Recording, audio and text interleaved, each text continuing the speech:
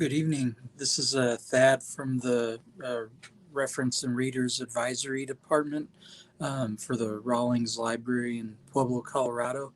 And yeah, thank you for joining me again for another edition of To Die For. This evening, um, I'm going to show you how to tie-dye a Galaxy shirt.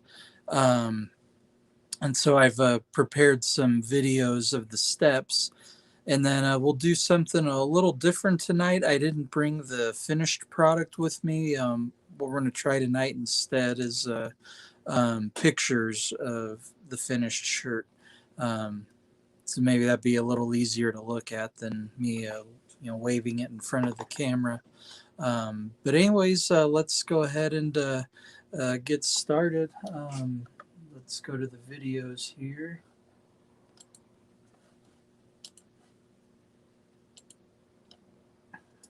Okay.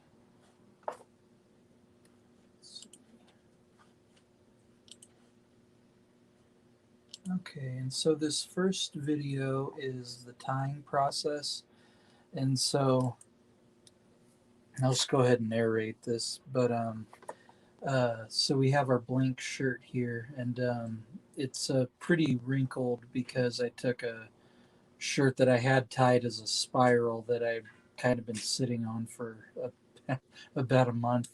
Um, but anyway, so what we're doing here is, and this has already been soaked in soda ash and washed and everything. So basically, just taking the laid out shirt and um, pinching off small portions of it, and each one of these is representing either a planet or some kind of space body, star, supernova, whatever. Um, and so what I'm trying to do is just put a good number in here to create some variety in the shirt, and kind of varying the sizes too, so they're not all the same size. And what I'm doing here in the with the corner of the shirt, the idea is to try and um, get a get like a star, planet, or whatever kind of peeking into the corner there at the bottom, so it won't be the whole thing, but a small portion of the planet. And then, yeah, I think just adding one more here, just to make sure that there's plenty there, but not too much, because you do want the dark of space, if you will, to still be showing through. And so it kind of looks like a mess there, but just hold on, and it's going to get cooler. So now we're going to switch over to the video of the dyeing process. So I've got the tied shirt all ready to go here and it's on my little dyeing station at home. So yeah, I'm gonna start with some yellow, and as you can see already in the corner there, I've already kind of hit, or I had some. You can kind of see here where it's kind of some powder dye from an old project, and I think that piece kind of touched it. But um, these little stray spots that are um, ending up on other parts of the shirt are actually going to create a cool effect. Um, and so I'm sticking with the yellow here. It's kind of creeping out past the band, and that's fine for what we're going for here. And then, just like anything, trying to get it very saturated and get as much dye as we can in there. Of course, don't want it to creep out too much, but a little bit. So now we're going to go with some orange for an orange celestial body. See, got a little there, but that's okay. Yeah, dyeing this was kind of difficult, but at the time it was kind of frustrating. I've never done this design before. It was kind of frustrating because I kept shooting bits of dye all over the place. But then um, I thought about it and realized it actually might help with the effect later on. Yeah, this is definitely looking like a mess so far. Um, but yeah, I promise it's gonna be eye popping. And then going with some green here.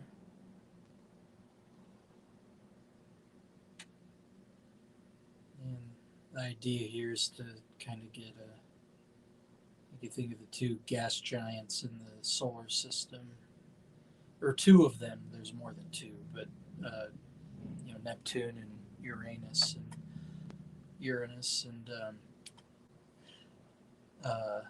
they have kind of a bluish. Well, Neptune's kind of a deep blue, and then Uranus is kind of more of a green and blue. And then on the behind that yellow body there's a red one, and so that's what we're dyeing here, or what I'm dyeing. And then as I mentioned before, I like using these grates um, over the big kind of heavy duty tote. Just seems to be a good setup. So I'd recommend that if you are going to have a little dyeing area at home. All right, and then the next part is dyeing essentially what will be outer space. And so what I wanted to do here was using a combination of black, purple, and blue, and just kind of, we're starting with the black here, and just kind of shooting it on random parts of the shirt. And trying to get it fairly saturated, especially since flipping over this shirt will be a little difficult. And I think from there, I think it went to that's the blue here.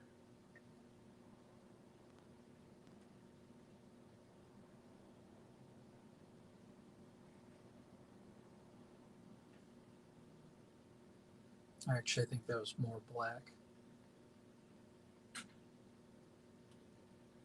And then, let's see, what color is this?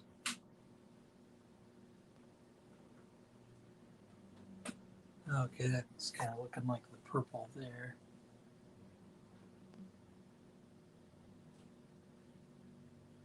And those powder dyes get kind of clogged in the bottle, so you gotta give it a little shake. And then once again, just going in random places, but also trying to create a little overlap with the black.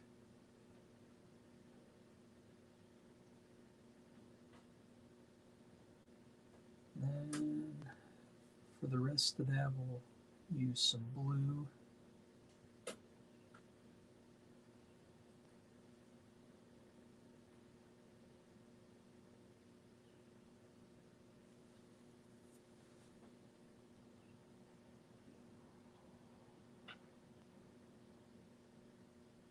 And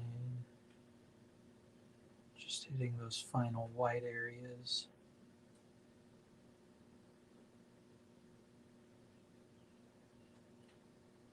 And yeah, just covering up some of that yellow, and of course that's gonna kind of have a green effect.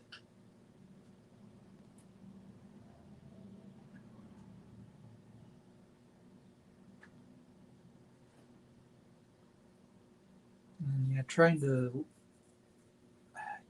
I think I tried to leave a small little bit of white, but yeah, the dye kind of overpowered it, and I'm actually happy that it did. And it, the final effect is pretty cool.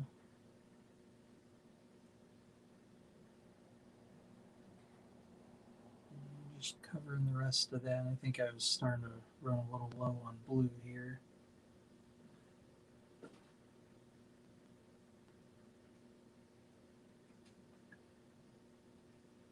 Yeah. And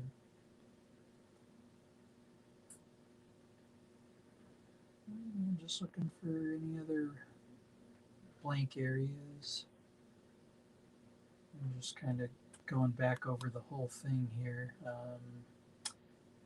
Can't tell what that was. I think that might have been black.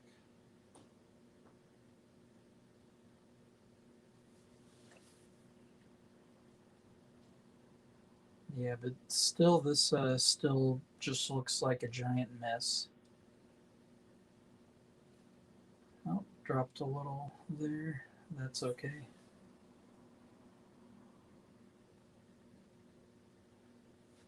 All right, and so before I show you the finished result, um, as has become a tradition, or not, maybe not tradition, but kind of a new part of the routine with To Die For, get a quick little video of my shop mascot here, my rabbit Winton.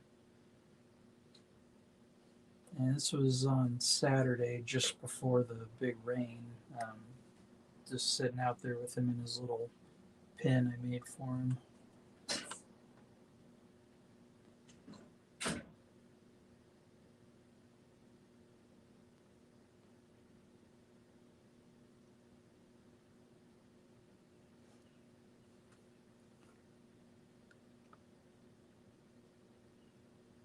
All right, and so now let's check out the finished result. So this is the front of the shirt, and yeah, I'm pretty happy with how it turned out, and I think there's some parts of this shirt that definitely kind of remind me of images you see from the Hubble Space Telescope. Um, this almost looks like lightning in space. Yeah, some of the dots that ended up on one of the orange bodies, it kind of looks like gas clouds in it. And yeah, I'm quite happy with how that one turned out. And yeah, here's our sun or star or whatever kind of creeping into the side here. And here's the back. Um, yeah, and you just can see how that came through pretty well on both sides. Um, Almost looks like this body is about to explode. Um, but yeah, so that if you're looking to do a galaxy shirt for kind of a cool deep space look, um, this is just something else that you can try. Let's switch back here. Bear with me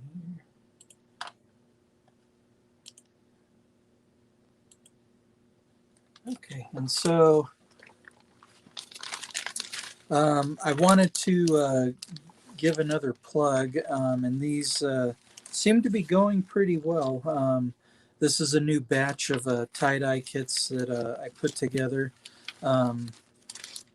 So when you come to pick one up, and sun's coming in, but they look like this, and yeah, I have it taped up here. But anyways, what's inside the kit is there's two bottles that already have a mixture of dye and soda ash. All you have to do is add water, and it comes with two different colors but complementary colors.